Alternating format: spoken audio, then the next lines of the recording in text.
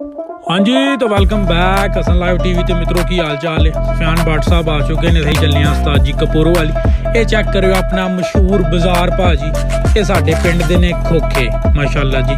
सारे वीर भरा वेख तक लवो जिहड़े भी बाहर वसदे वुसदे ने। नासर भली साहब दी दुकान नंगी है ते चेक करो ये साडे रोड ने माशाल्लाह जी।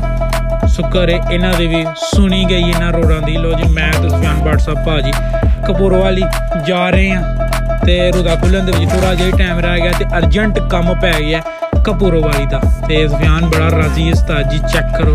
ते गर्मी उस्ताद जी खीर करा गई अज ते चेक करो असी भी कोई शै नहीं पाई है, सिर्फ जरा ना कमीज पाई है। राह ते सानू लभ गए उस्ताद जी तनवीर भाई चेक करो। ते ए आ गए असी कपूरों वाली बाजार दे विच, साडा मेन वड्डा बाजार जिहड़ा कपूरों वाली ए आ गए असी इत्थे। सब नालों पहला ते भाजी चेक करो इत्थे जलाला तो इलावा होर कोई काम भी नहीं है इस रोड दे विच। सब नालों पहला भाजी असी मारी ATM मशीन। ATM दे विच उस्ताद जी असी पाया कार्ड ते उत्ते मारिया अपना नंबर शंबर ते नंबर मार के ते एक बारी गलती लग गई, असी फिर जरा ना असी कार्ड अंदर कीता ते कोट शोट अपना लाया भाजी। VIP कोट हाँ एक रखिया ही, वो खुफिया ही रहन दिओ, खुफिया ही रहन दिओ।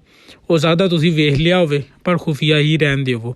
ते ये चेक करो भाजी पैसे कढाए बटवे च पाए ने पैसे ते हुण लान दी वाड़ी इन्हां बटवियां नूं अपना पैसे लान दी वाड़ी आ गई है ते असीं सिद्धे आ गए भाजी दही भल्ले लैन। दही भल्लियां दी फरमाइश होई सी ते चेक करो ये खान साहब दही भल्ले बेहतरीन प्यार मुहब्बत दे नाल पा रहे ने। आउंदियां भाजी टाइम बहुत ही ज़्यादा हो गया ते असीं फुल फाड़ा टाइम आण डे आ। साडी गड्डी दा मीटर जिहड़ा ना वो तकरीबन को वजन डिया वे 150 ते। ਲਓ ਜੀ ਵੀਰੋ ਵਲੌਗ ਨੂੰ ਸ਼ੇਅਰ ਕਰ ਦਿਓ, ਚੈਨਲ ਹਸਨ ਲਾਈਵ ਟੀਵੀ ਨੂੰ ਸਬਸਕ੍ਰਾਈਬ ਕਰੋ, ਫੇਸਬੁੱਕ ਤੇ ਵੱਧ ਤੋਂ ਵੱਧ ਸ਼ੇਅਰ ਕਰੋ। ਰੱਬ ਰਾਖਾ।